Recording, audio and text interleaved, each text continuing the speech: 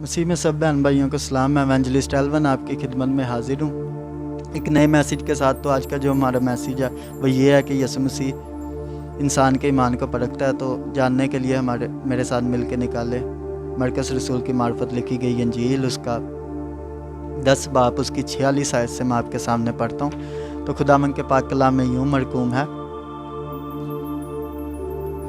اور وہ یریحو میں آئے، اور جب وہ اور اس کے شاگرد اور ایک بڑی بھیڑ یریحو سے نکلتی تھی تو تمائی کا بیٹا برتمائی اندھا فقیر راہ کے کنارے بیٹھا ہوا تھا.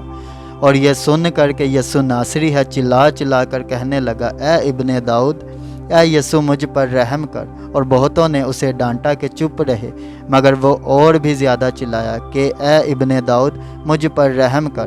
یسوع نے کھڑے ہو کر کہا: اسے بلاؤ. پس انہوں نے اس اندھے کو یہ کہہ کر بلایا کہ خاطر جمع رکھ، اٹھ، وہ تجھے بلاتا ہے. وہ اپنا کپڑا پھینک کر اچھل پڑا اور یسوع کے پاس آیا.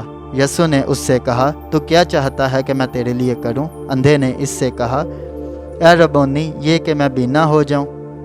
یسوع نے اس سے کہا: جا، تیرے ایمان نے تجھے اچھا کر دیا. وہ فی الفور بینا ہو گیا اور راہ میں اس کے پیچھے ہو لیا. خداوند کے پاک کلام پڑھے، سنے، سمجھے اور عمل کیے جانے پر خداوند کا شکر ہو، خداوند کی تعریف ہو، خداوند کی تمجید ہو.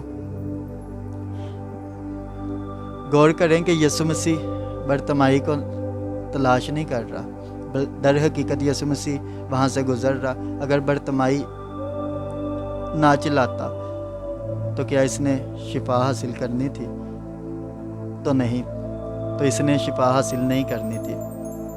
اور اگر فرض کریں یہ اپنے دل میں سوچتا کہ اگر یسوع مسیح کی مرضی ہو تو وہ میرے پاس خود آ جائے گا تو مجھے شفا دے گا، تو اس نے کبھی شفا حاصل نہیں کرنی تھی. بے شک کہ یسوع سے شفا دینا چاہتا تھا. برتمائی کے ایمان کا پہلا نشان یہ ہے کہ وہ چلایا.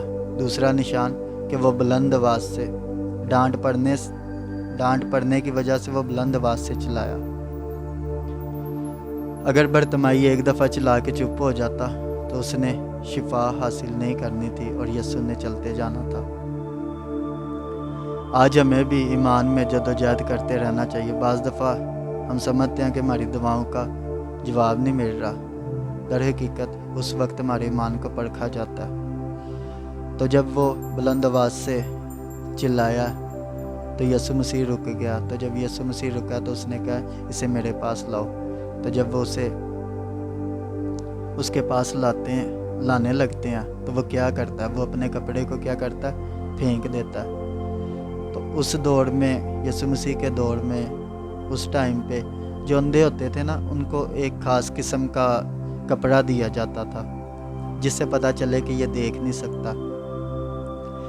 تو اس شخص نے اس شخص نے اپنا کپڑا اتار کے پھینک دیا. یہ اس کے ایمان کا ثبوت ہے. دوسرا یہ کہ وہ اچھل پڑا، یعنی کہ خوشی سے اچھل پڑا کہ میں شفا پا چکا ہوں، میں بنائی پا چکا ہوں. تو آج ہم جب چرچز میں جاتے ہیں تو ہم کیا کرتے ہیں؟ ہم خوشی سے دعا کرتے ہیں کہ ہم برتمائی کی طرح ایمان کے ساتھ خوش ہو کے دعا کرتے ہیں کہ ہم شفا پا گئے ہیں. ہم ایسے نہیں کرتے، بلکہ ہم ایک جگہ سے شفا نہ ملے ہم دوسری جگہ چلے جاتے ہیں، دوسری سے نہ ملے تیسری پہ چلے جاتے ہیں. کیونکہ ہم اس حساب سے ایمان نہیں رکھتے جس حساب سے برتمائی رکھتا تھا. تو یسوع مسیح اگر برتمائی کے ایمان کو پرکھ سکتا تو وہ ہمارے ایمان کو نہیں پرکھے گا. تو اسی لیے عزیزو کہ ہم نے کیا کرنا ہے؟ ہم نے صرف اور صرف یسوع مسیح کے آگے جھکنا ہے، اس کی تعریف کرنی ہے، اس کی ستائش کرنی ہے. تو آپ نے مایوس نہیں ہونا. بعض دفعہ میں نے پہلے کہا ہمارے ایمان کو پرکھا جاتا ہے کہ ہم یسوع مسیح کے ساتھ چلتے ہیں کہ نہیں چلتے، یا یسوع مسیح کے ساتھ کتنا چلتے ہیں. اور کبھی بھی خداوند ہم پہ اس حد تک مصیبت نہیں ڈالے گا کہ جو ہم برداشت نہ کر سکیں. کلام میں لکھا ہوا وہ اتنی آزمائش ڈالتا ہے جتنی آپ برداشت کر سکو. تو ہم نے کیا کرنا ہے؟ اس آزمائش میں ہم نے ایمان میں قائم رہنا ہے اور برتمائی کی طرح اسے پکارنا ہے. تو آگے جب یسوع مسیح کے پاس آ جاتا ہے تو یسوع مسیح ایک دفعہ پھر اس کے ایمان کو پرکھتا ہے. وہ کیسے پرکھتا ہے؟ وہ اسے کہتا ہے کہ میں تیرے لیے کیا کروں؟ تو وہ کہتا ہے اے ربونی میں بینا ہونا چاہتا ہوں۔ تو یسوع مسیح کہتا ہے جا تجھے تیرے ایمان نے اچھا کیا۔ تو وہ جب شفا پا جاتا ہے، بنائی پا جاتا ہے، تو وہ دوسری سائڈ پہ چلے جاتا ہے، نہیں بلکہ لکھا ہوا ہے کہ وہ یسوع مسیح کے پیچھے ہو لیا۔ تو آج جب ہم شفا پاتے ہیں، معجزہ پاتے ہیں، بدروحوں سے رہائی پاتے ہیں، تو کیا ہم بعد میں یسوع مسیح کے پیچھے ہوئے رہتے ہیں؟ نہیں ہوتے۔ ہم اپنے کاروباروں میں، اپنے گھریلو مسئلوں میں پڑ جاتے ہیں پھر سے۔ تو پھر جب بدروح آتی ہے پھر ہم پاسٹر کے پاس جاتے ہیں۔ تو ہم نے مسلسل خداوند کے ساتھ چلنا ہے، خادموں کے ساتھ چلنا ہے، اور جو وہ کہتے ہیں ان کی باتوں پہ عمل کرنا ہے۔ تو کئی لوگ کہہ دیتے ہیں سارے خادم تو نہیں ٹھیک ہوتے۔ تو